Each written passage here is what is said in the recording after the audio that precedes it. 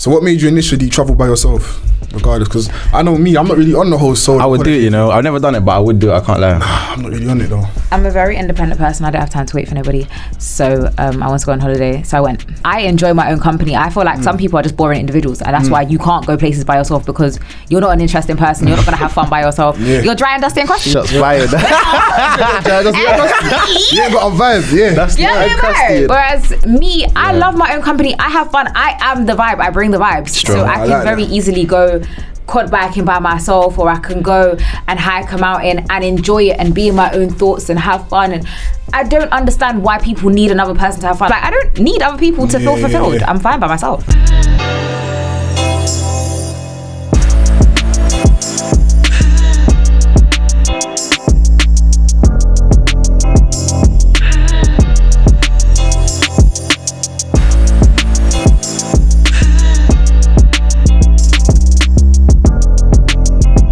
Yo guys, before we get into the episode, I want to talk to you about our always on sponsor. As you can see here, I've already given it away as Trendsetter London. So boom, what is Trendsetter London? Trendsetter London is a high-end fashion brand doing premium clothing. Like, trust me, this thing premium the Ross, you see it. So make sure you grab a tracksuit, do you know what I mean?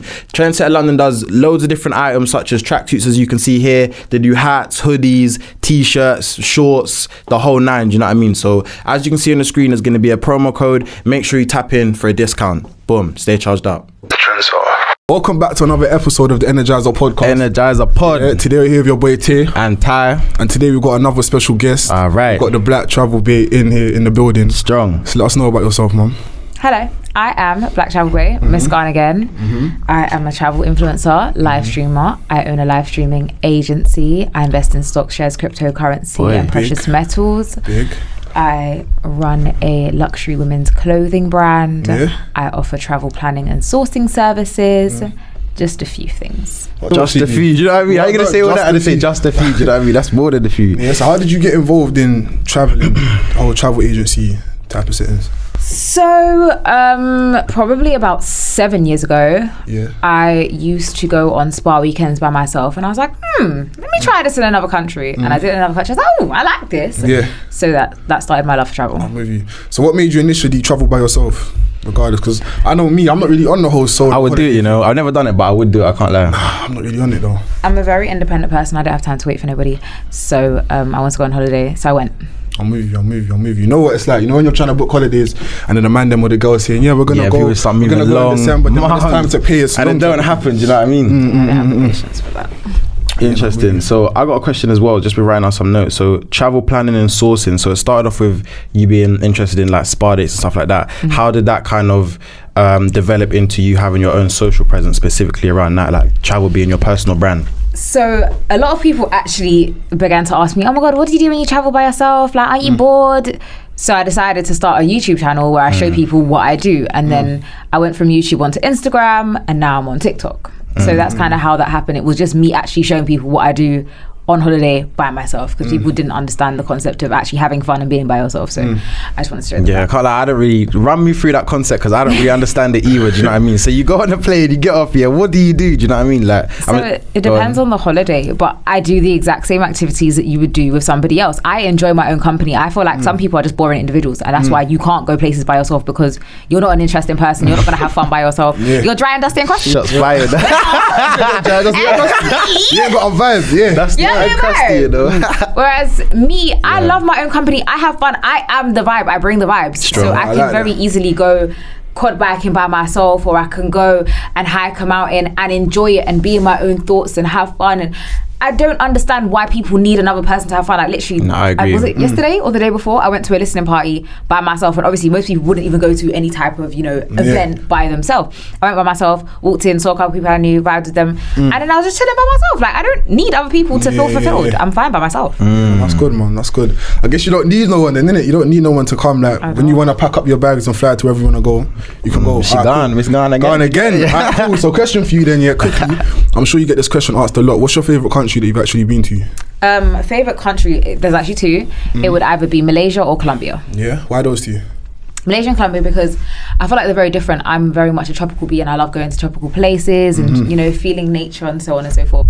So I feel like those places offer that. They're both cheap, they're beautiful, and I love that. And they're different. I feel like not as many people go to Colombia and Malaysia as they do Thailand or Mexico.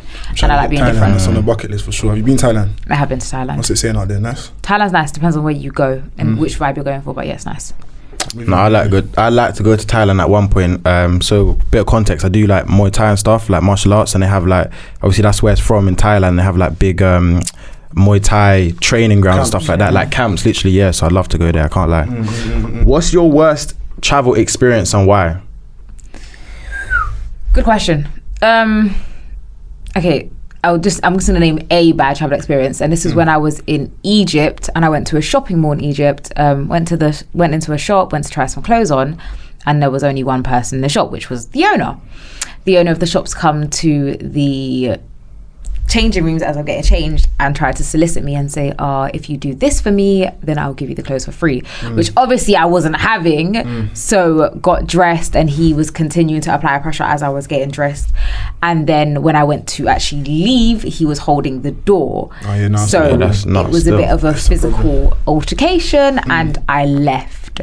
So yeah, I think that would probably be one of my worst travel experiences, is just obviously as a female solo traveler, you get targeted sometimes. But I've never had anything astronomically wild happen to me, thank God. I was going to say that. So as a female traveler, you know how it can be out there in the world. It can be a bit mad sometimes. So what would you recommend to any other guy out there traveling by themselves, like, to protect themselves or keep them safe? It's interesting because I feel like I just travel with the grace of God, but that's the strongest thing you can step with. 100%. But I feel like for somebody that is solo traveling, I feel like making sure people know where you are at all times, bringing safety precautions, like for instance having a door stop, and making sure you know where you are. So for instance, for me, I'm very specific with the places I stay. I only stay more time than none in 4- or 5-star places, and the reason for that is more so safety. Like, don't get me wrong, I enjoy the way they look and stuff like that, but when you're staying in certain establishments, there's a certain level of safety that you have. There's a certain security, even the fact that most of those establishments will speak English, whereas if you're staying in a lower there's a language barrier. Yeah, exactly.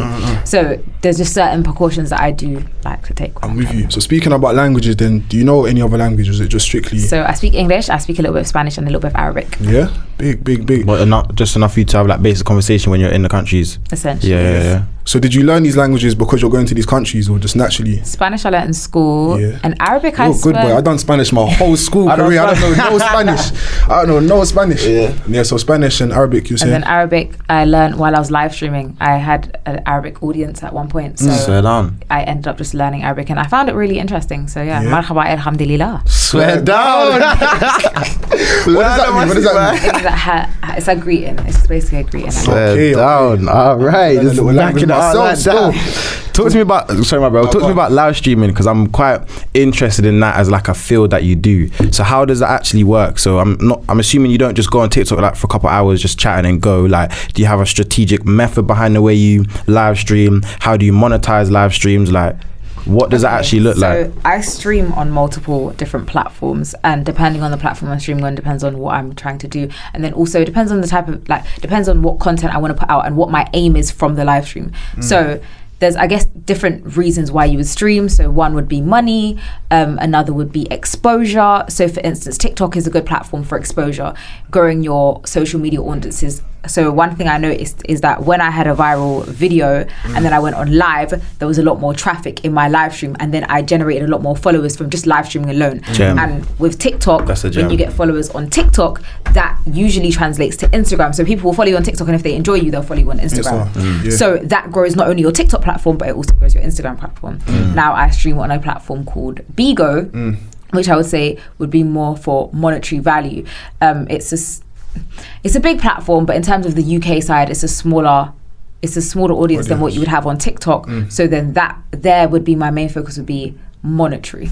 So yeah, it just depends on the platform with what content I'm going to give you and so on. That's strong, man. How did you even like get into that? Like, I've never heard of Bigo in my life. Like, how do you just? So I was actually on Clubhouse. And shout out Clubhouse. I remember Clubhouse. Lockdown, I was on there 24. I wasn't really on Clubhouse. I can't lie. I was on there 24s, and then I heard on Clubhouse that there's a platform where you can make money. I said, make money? Hello. So jumped on the platform, found out it's a live stream platform, and it's basically, essentially, I would describe Bigo as just like Clubhouse, but with visuals where you can make money. So it's like why would I be on Clubhouse doing discussions For the free. when I could do this exact same thing on Bigo and make money for it? So for me, For the P. exactly. So I'm into making my money. So I was like, okay, well, let's transition. And I was on Bigo. Since. So question then, how do you even make money from these sites? Like, is it the viewers that pay you, the platform that pays you? So I guess there's two ways of making money. The main way would be getting gifted. So when people send you gifts, those gifts equate to money, and then the more gifts you get, the more money you make. All right. With Bigo, it's slightly different. So you get the gifts and you make that money, but then in addition to that, depending on how many gifts a month you get, you also get paid a salary. So let's say you get 60,000 beans is what the currency is on there. 60,000 beans, you would then be paid an additional sum to the beans that you've received. So you receive the money that you've got from the gifts, and then additionally. Do you know what's mad? Mischief put me onto that time ago. But I just kind of brushed it. I thought, bro, like beans, we talking about beans getting paid from live streaming. Do you get me? So it's mad that you're mentioning it now. But yeah, man, that's big still. I might even need to jump on it myself. That's crazy. A little extra. You get I me? got another question because I just find it quite interesting. Do you know what I mean? Because not every day, like, oh yeah, I'm a live streamer. I make P do my thing, Bigo beans, whatnot. Do you know what I mean? So I said Bigo beans. Exactly like that. Bigo beans. my question, is how do you actually kind of like overcome the fear factor of constantly being, not constantly, but going on live stream regularly? Do you know what I mean? So like you can tell you've got a strong personality to the point where you're happy in your own skin, you're content being you, but don't you feel like, how do you kind of manage that? Like, my days, is it a bit of a chore? Oh, I have to go on live today. Oh, I have to do this. Do you know what I mean? Or you had a bad day, I'm gonna get my ass on live and just, do you know what I mean? Like, how do you manage that? Do you know what's so funny? Yeah, I completely hear what you're saying. And don't get me wrong, sometimes it feels like a chore. Sometimes you can't be always going live. But do you know what? Sometimes you go on live and it makes you feel better. Like sometimes I enjoy live streaming. I don't just live stream because I make money from it, but I actually enjoy it. And I love the fact that if I don't want to live stream anymore, I can just turn it off. And I feel like you asked me a question earlier off of the pod. Yeah. And you said, what does your social life look like and how do you have a social life? Yeah. And for me, I feel like live streaming gives me somewhat of a social life, but like one that I can turn off when I feel like it. So and get paid. Yeah, and get paid. It's like Talk to me. being in person, it's like, okay, for you to stop that social interaction, you need to leave. Whereas when I'm on live, if I don't want to be in front of you, I just press the X and I'm gone. Like I don't have to deal with this no more. And I love that control. I'm somebody that craves and loves freedom. So I feel like that's why I like traveling by myself, and I feel like that stems to me being a Sagittarius or whatever. But like being able to just cut it off when I feel like I love that. And there's flexibility as well. Like you can be in your house, you can be in the car, you can be on the way to a different country. Do you get me, making money? So that's good still. Do you not ever see it like a chore though? Yes, bro. When you're making money from it though, it's like, let me go get the bag. True. I don't know if that's for you, but if I'm making the right bag, then it's not a chore. Like, true. It's a job. I hear it. So like again on live streaming, because I'm really just trying to wrap my head around this. Do you know what I mean? So like Bigo, for example, when you go live, do you go live? Is it always on your own? Are you with people? How do you kind of like monitor this live stream? So what, someone says some random ass question and just mashes up the live, like what does that look like? Do you know they can get muted and kicked out real quick. Oh, so you not ramp? Yeah, 100%. So with live streaming, you can have moderators or admins depending on what platform you're on, and what they can do is mute and kick people out, and you as the host can also do that. So I have quite good admins, so if you do say anything that's out of pocket or I don't like, you'll disappear from the live stream very quickly. You say admin, so there's other people in your live just watching what's going on. Yeah, so like people that genuinely watch me, like enjoy watching me, I can give them admin and then they can monitor the section. Say nothing. So you don't even need to watch it too tough, because if your admins are in there, now if your admins aren't in there, that's when the problem arises. Then it's a bit of a myth. Yeah. I'm with you. Cool. Interesting. Live stream.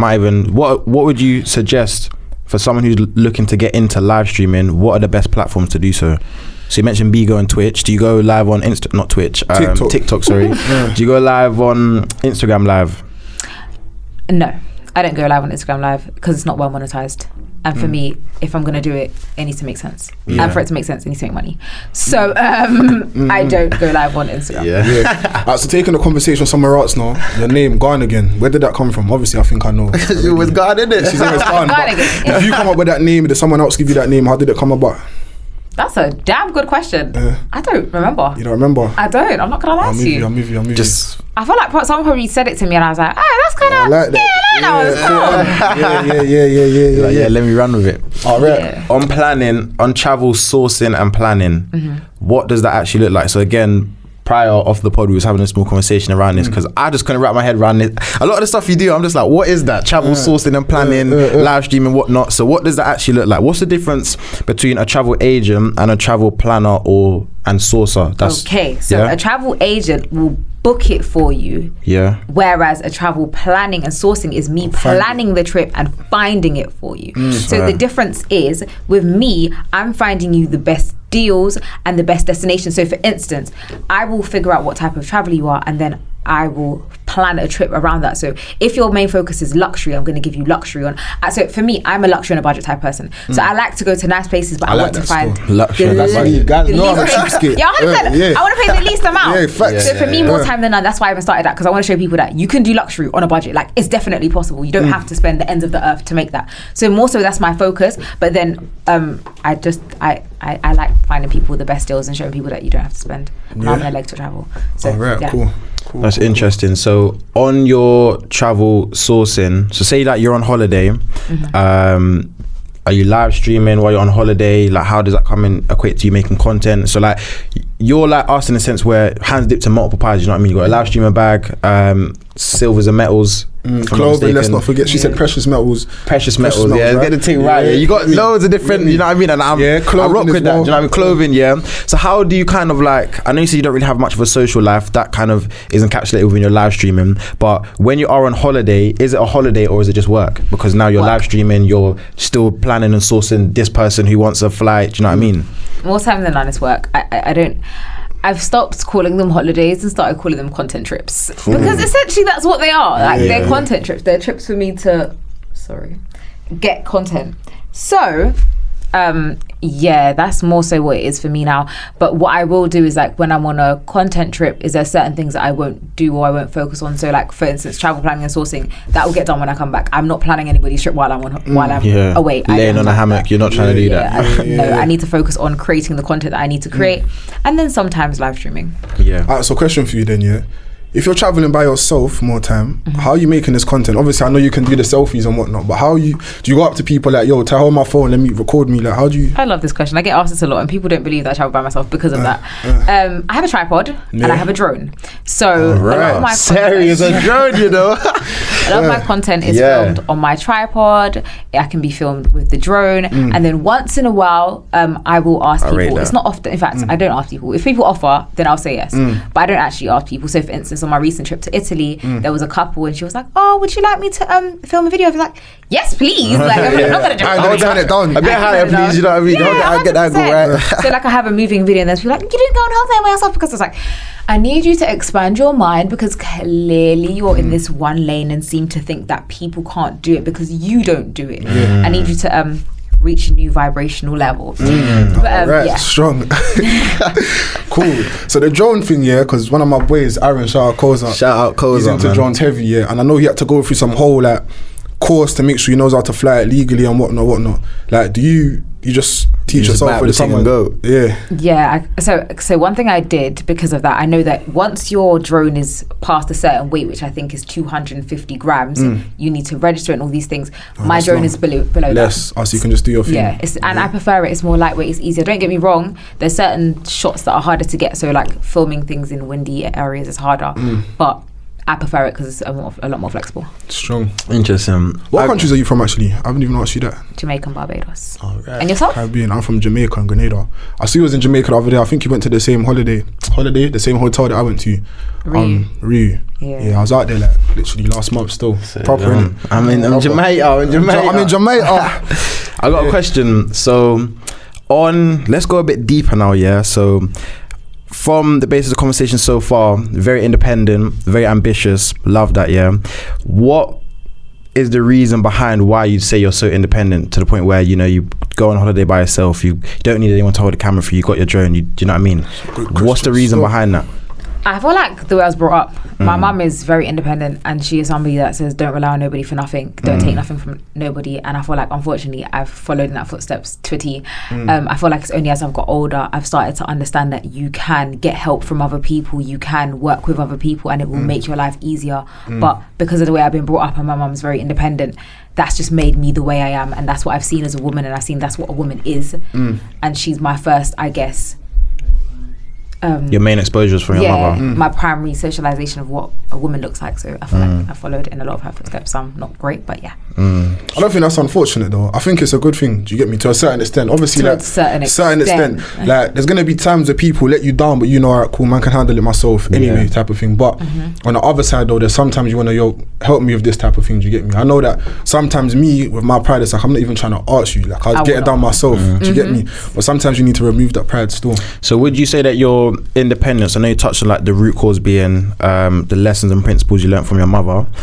shout out to Mumsy, would you say that like Tay, for example, he said that he's independent because it kind of ties in with his pride. You've admitted that, even me, I'm quite proud for myself, would you say that your independence is because of pride as well as the principles you learned from your mother? Or I can definitely be prideful, and that's something that I've had to work on as an adult, because I've realized, hold on, some of this is stemming from pride. Like, why is it that you can't ask somebody for something? Why is it that you won't even take like if you offer me something, even if I want it, I will say no. More time you'll say no. I'll say no. Like I and it's bad because it's like your life could be so much easier if for instance, I've got a content trip planned with another travel content creator coming up soon. But this is the first time I've even been on something like that. And even just like yesterday, we had a content meeting, and I realized how much easier it is having another person that has the same goals as you, planning it. Like, so I'm doing certain things and I'm like, oh, can you do this? And I'm like, wait, hold on. So all this time I just been struggling doing everything by myself. No, trust when I me, could have another person that just helps. Trust and it's just me. like, you don't realize how important and how useful it is to have another person until you have that. Even in business, every business that I've ever had, and I've had a lot, I've done it by myself, and it was only like, for instance, me having a live streaming agency with someone else, and I have one by myself as well. But having that with someone else, I realized, wow, teams are needed. Wow, teams are needed. Yeah, no, you don't big facts. realize until Big you facts. have it. You're like, wow, this has made my life. Like having the right person as well. Thank God that's the people essential. that I've worked with have been the right people. But it just makes your life so much easier, Yeah, like no, having 100. that partner. Even with me, like, sorry to interrupt you, this is my clothing brand. T-shirt, tracksuit. This is me, but Saucy. come on, you know, do you get me? But come on, you know the thing. But yeah, since I started in 2017, and my thing was like, yo, I'm gonna run this thing by myself, and I don't need no help. Until I realized I'm holding myself back. You see, the minute I got a team, and I said, yo, listen, bro, I beg you do this. Like, take control of this photo shoot, innit? Just, I don't want to deal with it. Do you get me? I deal with the orders and the marketing. You do the photo shoot. Do you get me? Like, when I saw that other people were dealing with the situations I was dealing with, I said, yeah, like I need more people on the team now. Do you get me? So it's essential still. But one thing I will say is, I feel like that stems down to, for me anyway, I feel like I can't get someone to do it if I know I can do it better than you. Big facts. Like, if you can't do it better than me, I don't Then want allow to do it. it. No, 100%. Yeah, like, if you're not going to do it as effectively as I do it, then it just doesn't make sense for But me. it's good that you went through it doing it yourself, because now you know how it needs to be done, innit? So when you have someone on your team, you know they can't really bullshit you. Because I used to do this this way. Can't cut corners. You get me? You can't cut corners type of thing. Do you get me? Would you say that, just jumping in, being independent, like you said, it's got its pros and cons. Do you feel like sometimes you end up self-sabotaging yourself? Yeah, so for instance, one of my biggest struggles is consistency.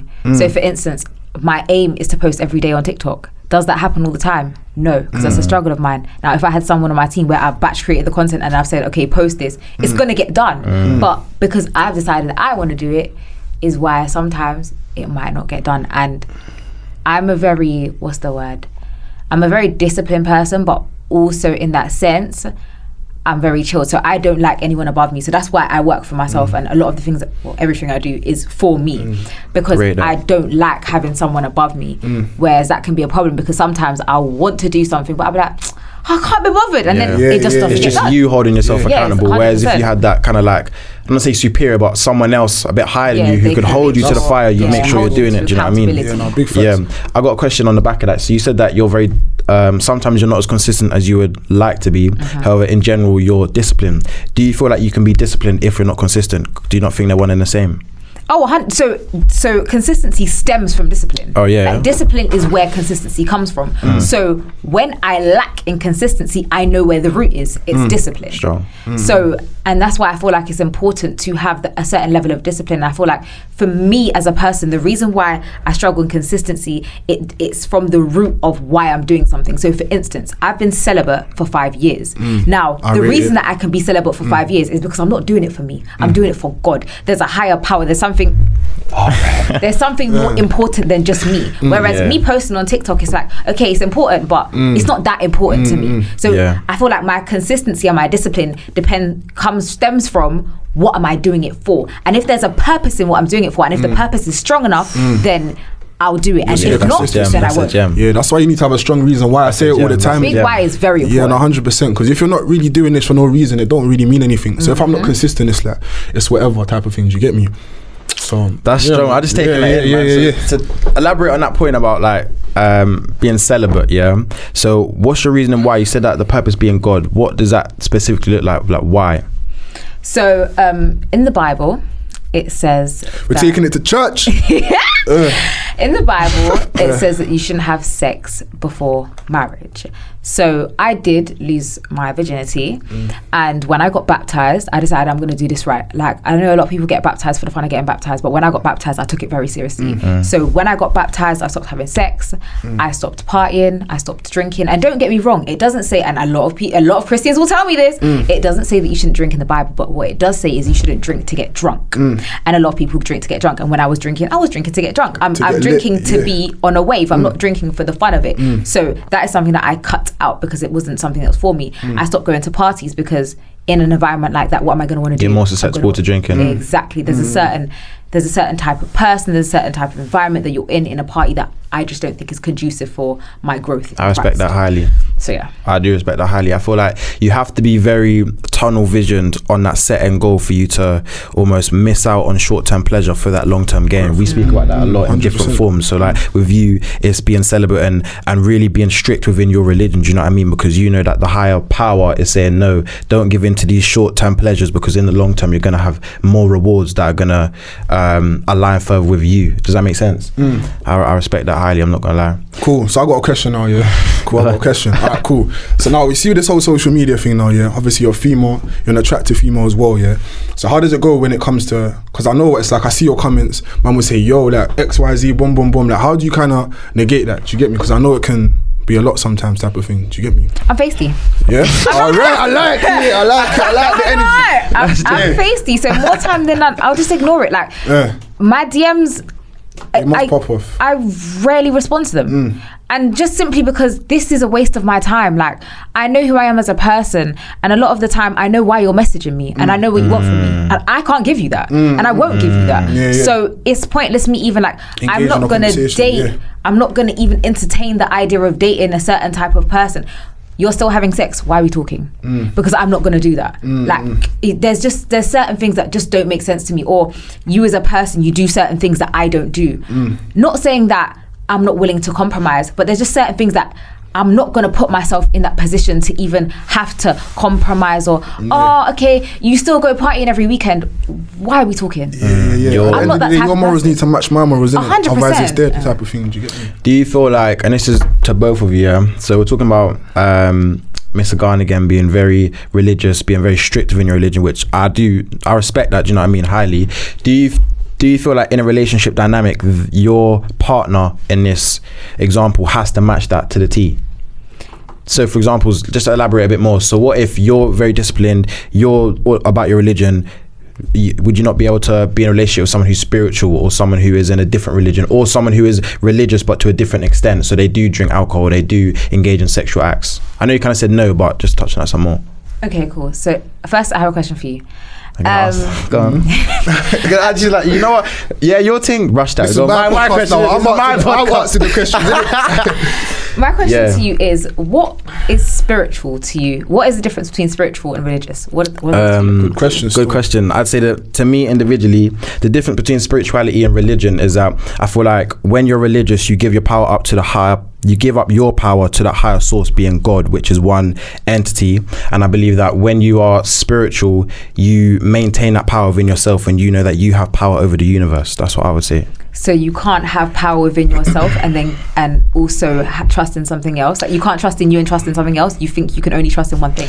No, I didn't say that, and I don't believe that. But I just mean that for me to be religious, I'd have to believe that, like, give the example in past episodes. So say, for example, we was late today, there's traffic, yeah? Say if Tay, touch wood, this never happens, was in a car crash, or myself, yeah? I'd be like, oh my days, I pray to God that I'm okay. Or I pray to God that do you know what I mean, to kind of amend what's going on in the situation. But my belief is that if you're spiritual, you have the power to change your situation. It's within you. Doesn't mean to say that you as an individual who follows a religion has no power. I'm not saying that, but I just believe within me that if you are spiritual, you retain the power to yourself, if that makes sense. Strong.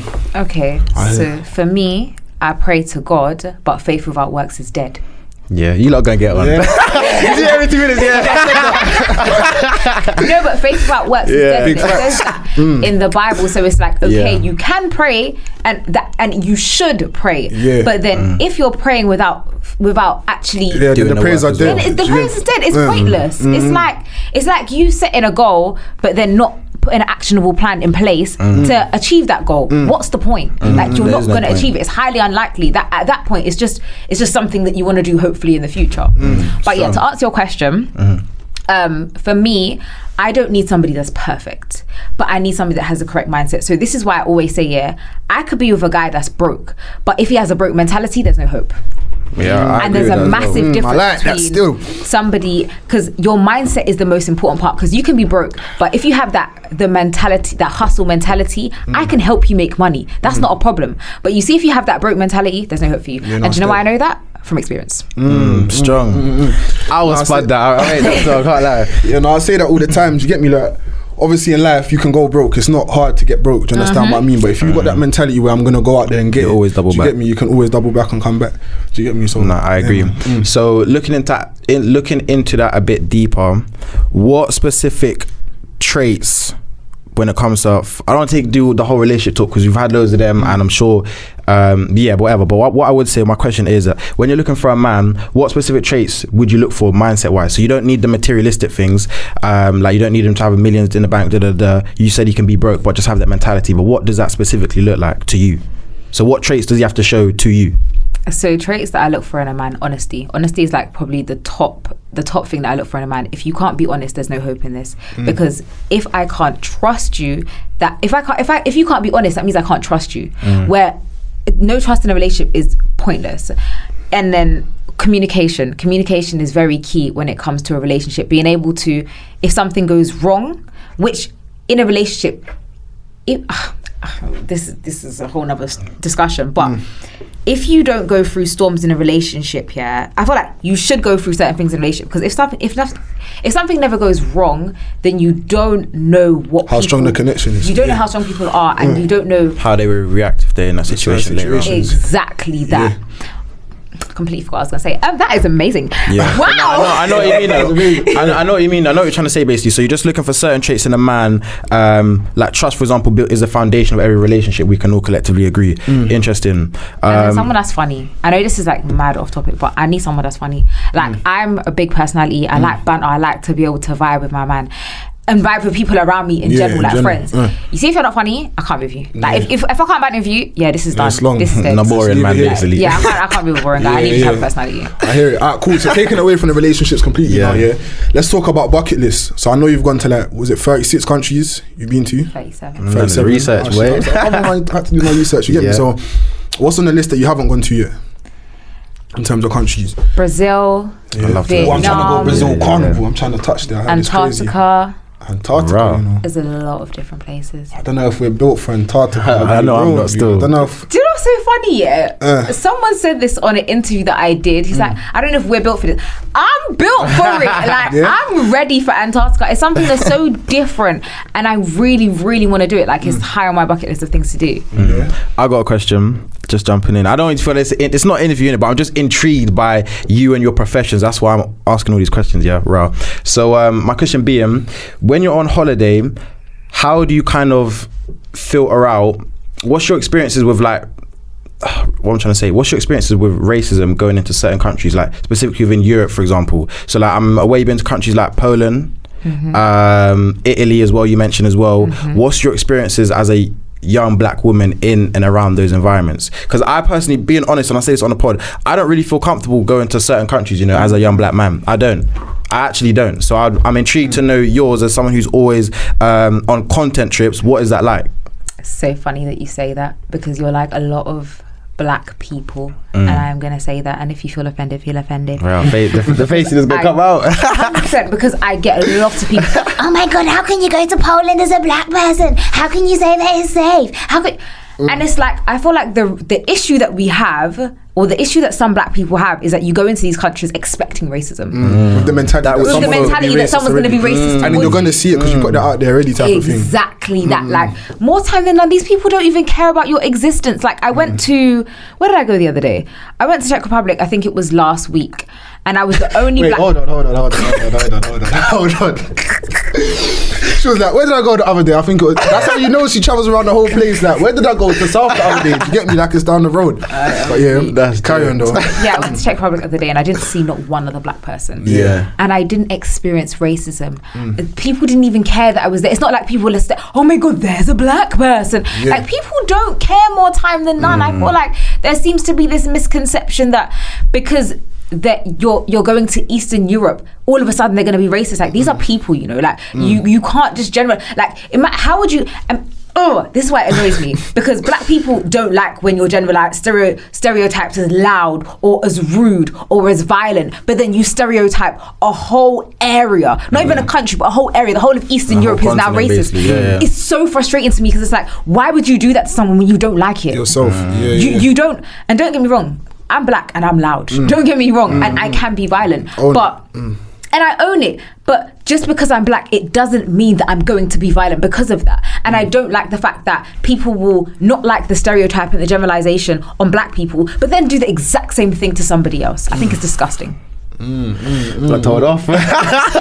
Nah, I hear it though. I hear it, and I feel like as you was explaining your poem, it kind of made me double back on mine, because I'm being a bit of a hypocrite because I believe that I actually do believe that which you focus on expands, like you said at the start. So if I am here saying, oh yeah, there's racist people here, there, and everywhere, my mind's gonna obviously pinpoint more of those people. Do you know what I mean? And show more people. Someone could look at you and you're like, oh, they're being racist. What? They just look like, they even glanced at you. They weren't even looking at you. They just glanced at you. Oh yeah, or maybe you're wearing something that's nice and they like it and they've looked at you because of that. But now you're thinking in your head, oh, it's because I'm black, and it's like, nah, bro. That's a story made up in your own head. Yeah, you just look good anyway. Maybe they're looking at your shoes or something. Do you know what I mean? Exactly. It's not that deep. Like, they might be looking at you because they find you attractive, but you can't even accept that, because it's like, oh no, they're looking at me because I'm black. Come on, be serious. Hold my hands up, man. You change my perspective on that. Do you know what I mean? So I respect it. Cool. Somewhere else now then. Food. Yeah, because me, I'm a foodie. Do you understand what I mean? I'm picky. Like, I can't really dibble and dabble in too many different foods. I stick to what I like, my rice and peas, my chicken and my mac and cheese. You get me? Man. So when you go to these other countries, yeah, how do you kind of like negate all this food? Are you like open to trying all different foods, or do you stick to your thing? That's so funny, because I'm the same. I'm a very picky eater. I'm a very picky eater. So when I'm on holiday, and I always say this, because you're like, I want to travel with you. I'm like, you really don't.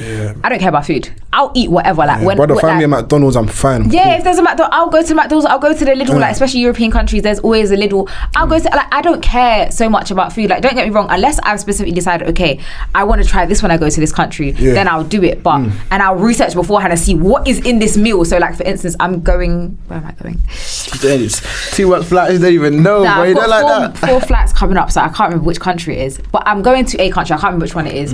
And I've planned like there's like a certain dish, like a traditional dish that they have there. But I know that in that dish is stuff that I actually like. So I'm not gonna go and try something like, oh, this is called this. Okay, but what's in it? I don't know. Like, I know what is in it, so I know, okay, I can try it. Like, oh, there's chicken in this. Okay, I'll eat it. Whereas I'm just gonna eat random stuff. Cool.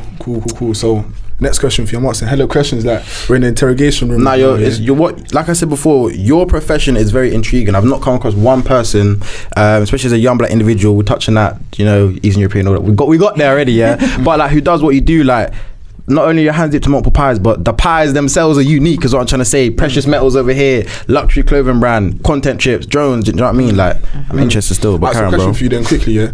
You're traveling to all of these different places, yeah. People, the viewers might be thinking, how is this woman affording all of these flights? Do you understand what I mean? I know that you said that you like luxury on a budget. So how do you find these holidays that are still bougie, the 5 stars, but still cut costs and make sure that's affordable? Research. And that's why I offer travel planning and sourcing services, because you can find these things, but it takes research. The difference between me and a normal person will go on Airbnb and go through the first 3 pages. I'll go through all 15.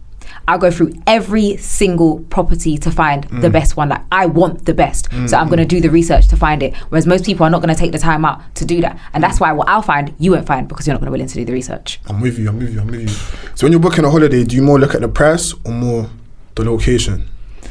So there's a couple different factors. Price is very important for me. So more so I'll start off with price, and then I'll figure out, okay, cool, I found a good price of a flight to this country, cool, what can I do in this country? And I like doing unique things. So I'll say, okay, wow, I can go glamping in this country, cool, I want to do that. Or wow, this glamping. What's glamping? What is that?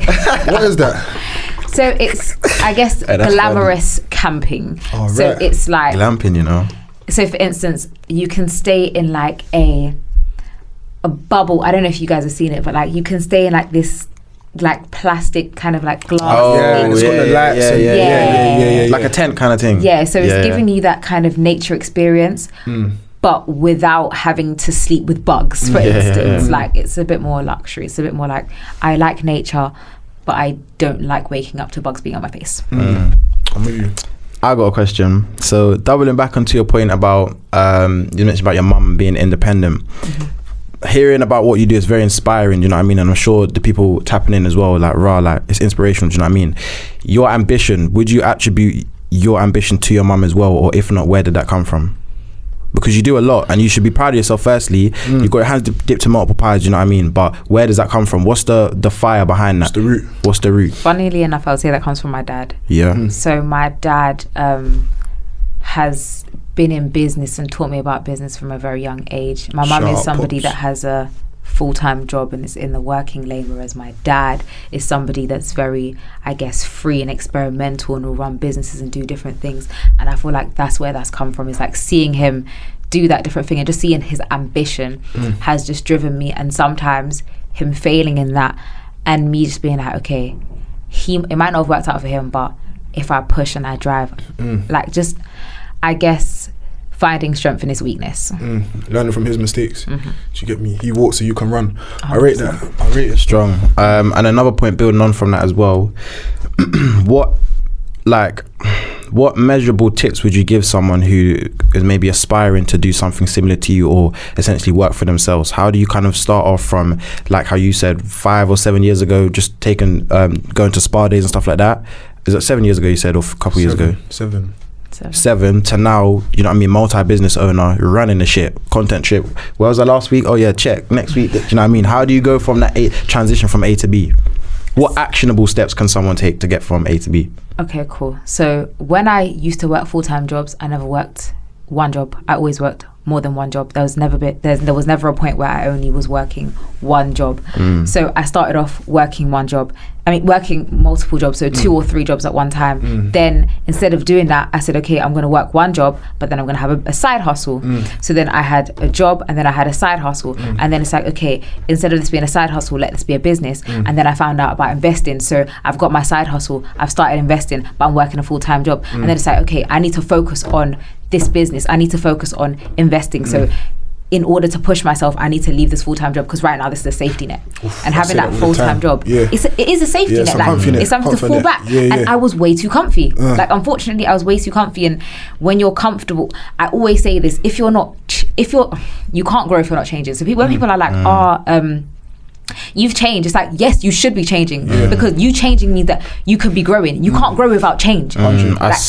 So jump in. I say this all the time. Comfort kills growth. Do you know what I mean? Comfort and growth is like, you know, they're opposites. You know what I mean? You cannot be growing in an environment where you're comfortable. It's just not possible. Do you know what I mean? And another point that you mentioned, which I resonate highly with, is that, you know, you had to be disciplined enough. So you're not just working a 9 to 5. Cool, I'm tired after work. No, you're finishing a 9 to 5 and starting a 5 to 9 now, because you know that your purpose and calling is higher. This is a for now, but it's not a forever. Do you know what I mean? And I feel like the quote that I literally said a few episodes back is that your purpose has to be higher than your peripheral vision. And what I mean by that is that even when it comes to things like your religion and God, that has to be higher. That's your higher calling. That has to be deeper to you than the comfort which surrounds you, aka that comfy 9 to 5, the good salary at the end of the month, the weekends, whatnot. Do you know what I mean?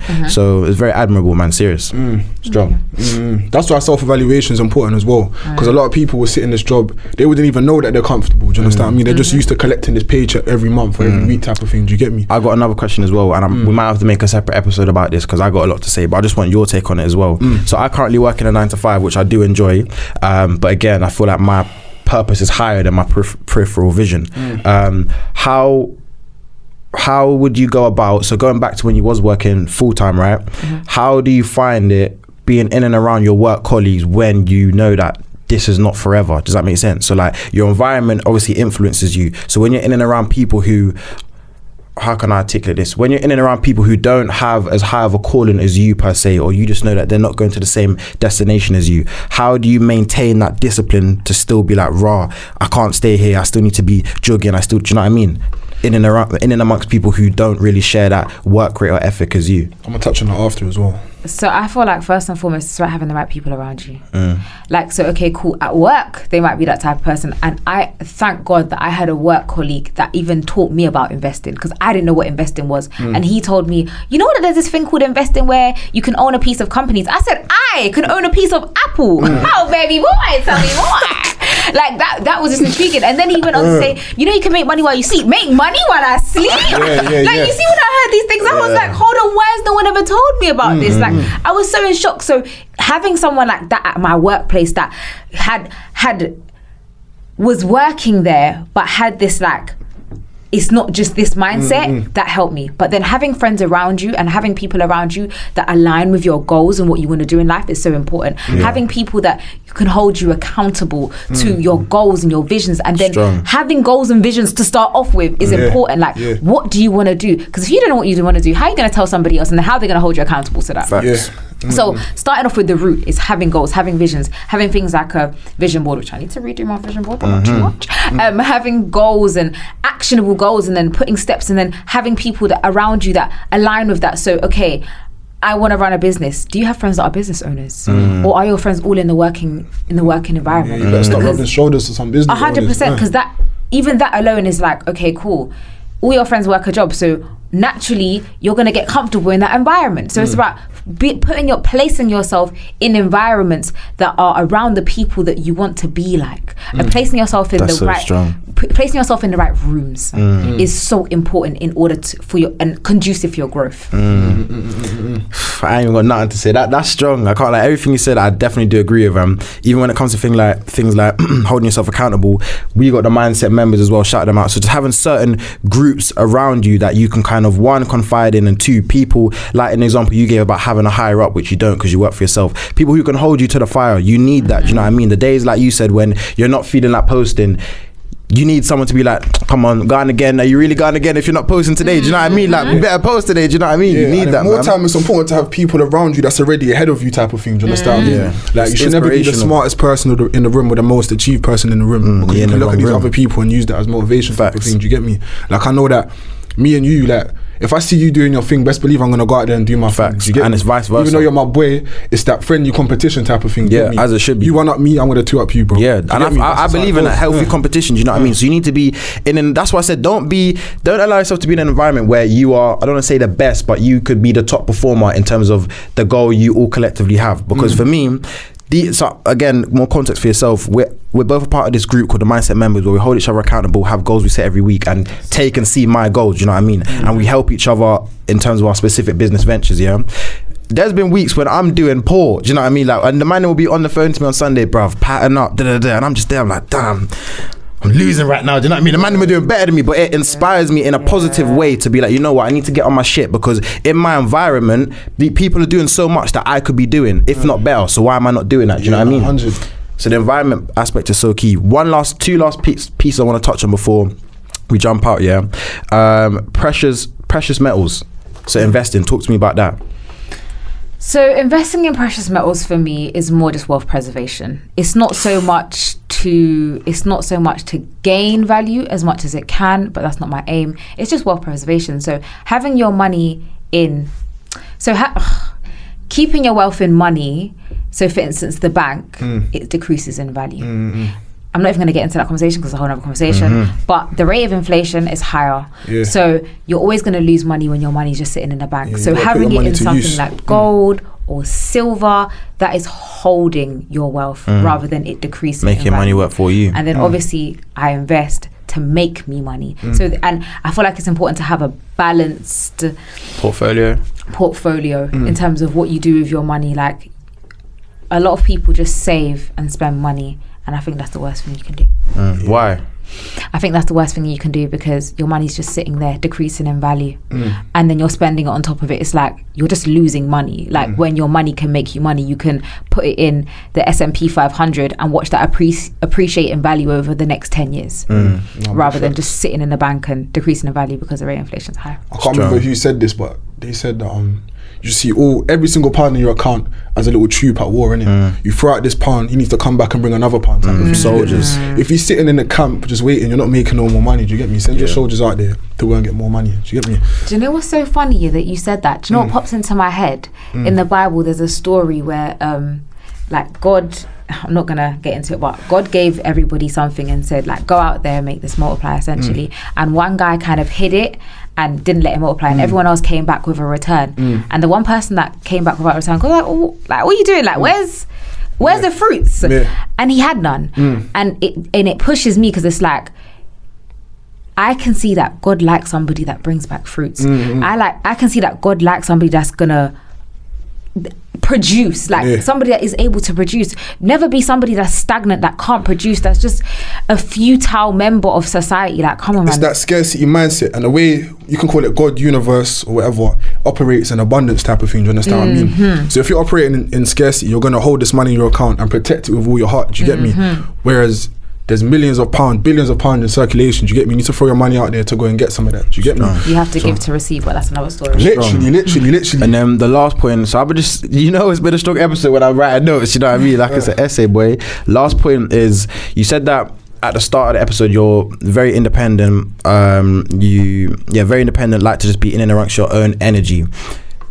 Not to get too deep, but someone who likes to spend a lot of time with yourself, what's your mental health like? Do you talk to yourself a lot? Like, what does that actually look like, being that you are more than capable, which is a good thing, to just be chilling by yourself? You don't need a friend. You don't need a wingman or wing woman to go out nowhere. Do you know what I mean? So what does that look like for you?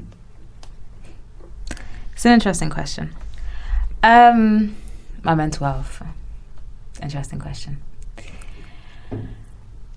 And again, you ain't gonna go too deep, do you know what I mean? But the main question I would ask is, like, do you talk to yourself a lot? I do talk to myself. I talk to myself. I talk to God. And I feel like it's important to be able to talk to yourself, just so you can learn more about you. Like, I feel like you, as sinister this may sound, is you is all you have. Like, you have it's others, but at the core of it all, you have you and you have God.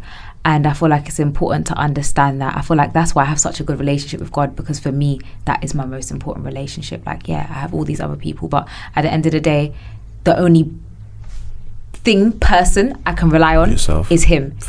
He's the only one that's unchanging. Like, I'm so sorry. Like, and other people can let me down, but I know that God will never let me down. So, I can only control me, and that's why I feel like I've got better. So I had really bad anger problems. It's a little bit icy, but I've got a lot better at that, because I've realised that at the end of the day, no matter what situation I'm in, the only thing that I can control is me. So it's how I react to a certain situation. So it's important to grow yourself and learn who you are as a person, so that you can, I guess, deal with situations better. And even jumping on top of that, first of all, I admire that a lot. One, the openness, and two, just like the way you chose to go about things, like how you said, feel like we all collectively can say that. I know me, I used to be angry when I was a picnic, do you know what I mean? Just that angry Bale brother in year 6, you know what I mean? That was me. But what was I gonna say? Back onto a point about being angry and stuff like that, and about everything is in your control, do you know what I mean? One thing I've kind of had to tell myself, similar to yourself, is that the actions of others you are not in control of. Do you know what I mean? You can't control this person moving mad, this person stepping on your shoe, or this person doing A, B, and C. But what you can control is how you respond. Do you know what I mean? And if you choose to respond, if you choose to allow their actions to get the better of you, you are no longer in control of yourself. That person has controlled you. Because if someone can control your emotions, they can they control the individual. Do you know what I mean? If I know what I can say, if I know there's certain buttons that I can push to piss you off and piss you off, you don't control you. I do. Do you know what I mean? Yeah, what I always say, like, there's a little gap in between someone doing something to you and your reaction. Do you understand what I mean? There's a small little gap. So let's say you could do something like step on my shoe, like you said. Before I react, I've got a little gap where I can decide what I do. That's where your power is. Do you understand what I mean? So which route are you taking? Yeah. Nah, so, facts. Yeah, man. And then just again, I'm not trying to go out of this episode. I got one more thing. You asked the point about spirituality and stuff earlier, which I do admire, because more often than not, when people come on, they don't actually ask us anything. Do you know what I mean? So flip the script. Just before we jump out, what is one question that you have for myself and Tay? Okay, so I'm going to start with Tay. Cool.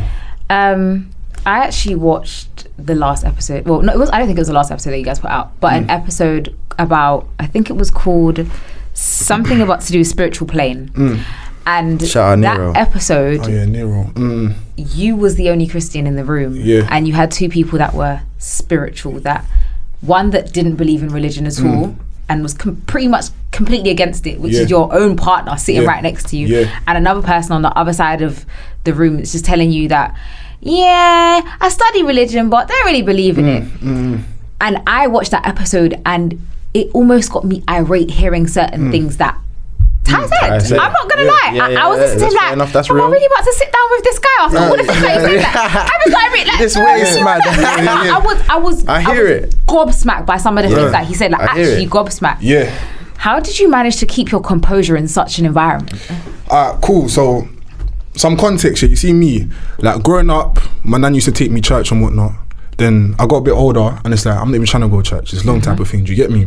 And then you go through certain things in life, and it's like, life's forcing me right now to go back to God, innit? So that's what happened. So this is just a recent thing. It's not like I'm the most spiritual person, or not spiritual, the most religious person. Do you understand what I mean? It's not that. But recently, I've just found God again. Do you understand what I mean? So, but same time, it's like everyone lives their own life, innit? I live my life, and what Ty does doesn't affect me. Do you understand what I mean? What Nero does doesn't affect me. So your opinions can stand there, but my opinion stands strong. Do you get me? So when it came to having a debate, even though when the debate was a conversation, it's like, cool, I hear you lot, but I know my truth type of thing. Do you understand what I mean? So yeah, man, that's just it really. Like, I saw something and it said that God's already conquered the world, innit? Something cool. If God's conquered the world and I've got a close relationship with God, then surely man can conquer the world as well. Do you understand what I mean?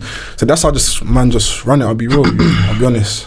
So yeah, man. I have a lot of respect for you. No, a lot. You. Even like one of your responses, I literally responded the exact same thing as you responded it. I was like, wow, look at God. But like, I respect you a lot, because that was a hard room to sit in. I was just a viewer, and that was hard for me to even stomach some of the stuff that was being said. I was like, how can you as a human even think like this? Like, how can you? Where does it even stem from? So that being said, go on. I want to understand, what. I can probably guess that you used to go to church and then you didn't go to church no more, and then because of that, you felt like, not that you felt some type of way, but then you went into this whole spirituality journey. From what you've said, that's what I've gathered. But now I'm going to ask you, how did you get into this like spirituality journey? What did that look like for you growing up? Good question. How did I get into my journey of spirituality? So like similar to Tay, we're all Caribbean here. I grew up in a Christian environment. My mum was church every Sunday until I was 12 years old. Stopped going to church, and I just decided, like Tay, similar, I didn't want to go to the church anymore. Why? Just because I felt like I was forced to, not because I didn't really feel like I had my own personal relationship with God. You know what I mean? I felt like I was forced and obliged to by my parents at the time. It's a, you know what I mean? You go to school, you go to church kind of thing. Do you know what I mean? Rather than my mum entertaining an environment where I was able to have a personal relationship with God. Does that make sense? From ages 12 to about 17, I was like agnostic, so I wasn't really sure where I lied. Do you know what I mean by that? No. Agnostic is like when you're just not sure if you're fully religious or not. Do you know what I mean? You're somewhere in the middle. You don't have a belief. You don't have a belief. Okay, you're not sure what your specific belief is. Yeah. Okay. Yeah. So I'd say that I was agnostic, and then from 18, that was like 2019, 2020, I had a bit of it was the worst year of my life, as I mentioned in previous episodes. It was just a very challenging year for me, and I felt like when I was at my lowest point, that's when I started to do research about like the liberation of black people, slavery and stuff like that, and spirituality, two separate topics I started to increase my knowledge of. And then when I was increasing my knowledge of spirituality and like universe manifestation, all these different things, I just felt like me as an individual, I aligned more to this side, if that makes sense. So that's where I am. That's who I am today. So the if reason that answers your question. why you don't have a religion. Wait, do you believe in God? No. The reason why you don't have a religion and you don't believe in God is because when you did your research, you felt like you aligned with the spiritual side more. The reason why I don't believe in God is because I believe that there's a higher power that isn't a single entity, as in God. I don't believe in Christianity. So short answer, yeah. And I believe that spirituality is what aligns with me as an individual. That's what I believe. So, well, I was about to say, do you have a relationship with God? Clearly not, because you don't know him. No, fair enough. So, when you was younger, did you ever pray to God? Yeah, I did. So like I said, I feel like well, maybe let me not assume, but my upbringing as a young Caribbean man, there's a lot of religion in amongst the house that I was brought up in. So yes, I used to pray. Yes, I used to go to church. Yes, I used to go to Sunday school, all that stuff. My mum's side of the family is very religious. Do you know what I mean? But question, let me just pump you right there. Yeah. So when you prayed, have you ever received an answer from God? Good question. In what form? Or just take it where I want to take it? In any respect, do you feel like there was ever a time where you prayed and it doesn't have to be direct because not everyone hears directly from God, but like you've prayed and then maybe someone's come to you and said something about that topic, but you never spoke about that to that person or anything like that? Have you ever prayed and received somewhat of a response from God? As far as I can remember, no. Obviously, when I was a child, like maybe like 9 or 10, I'm praying because my mum was telling me be a Christian, whatnot. I can't remember specific things like can't go to the park, I'm praying. Do you know what I mean? I can't give that example, but as far as I can remember, no. So you've never heard from God in any way whatsoever? Well, do you know what it is, yeah? He doesn't call God God. He calls God the universe type of thing. Do you understand what I mean? That's... Gosh. Go both of you. Yeah, is that what... Yeah. So like, you may have heard answers from the universe type of thing. You manifested and certain things might have come into your life because of doing that. Am I wrong? I just believe that I'm in control of my future, and I just simply believe that when you are religious, you give up your power to God. That's what I believe. So the reason why you're spiritual is because you believe that you're in control, and because you're in control, it means that God can't be in control. No, it's not like a control thing, which is like, oh yeah, I'm gonna align with spirituality because it allows me to feel more empowered. It's simply that the different aspects that I have looked into regarding spirituality, like I said, manifestation, visualization, all this stuff, meditation and stuff like that, frequencies, that's what aligns with me. That's what actually aligns with me, rather than I felt like Christianity was forced onto me by my mum, by my parents, because I was in that dynamic as a child. Does that make sense? Okay, and that's interesting because I feel like from what I've heard from you is the reason why you don't like the idea of Christianity is because it was forced on you. Because you didn't get to choose, and then when you did get to choose, when you got to do your own personal research, you was like, okay, this is my choice, this, and this kind of sounds like it makes sense for me, so I'm gonna go with this. I feel like that's the reason why, that's the root of where the spirituality came from. And it's funny because I've heard you say in a previous episode that you don't feel like someone can be spiritual and religious. Yeah. And I don't agree with that, and that's coming from somebody that is very spiritual. So for instance, I'm very spirit-led. Prime example, this morning, check the route of how to get here. I was going to take the underground. As I'm walking past the overground station, I'm like, do you know what? Let me take something in me is like, I thought the spirit leading me, take the overground. I'm like, but God, the underground's quicker. He's like, take the overground. I was like, here, heard. Take the underground. And it's funny because as I got to the overground station, the train was there. Cool. Went through, jumped on the overground. Because I was on the overground and not the underground, I got to be able to watch that episode.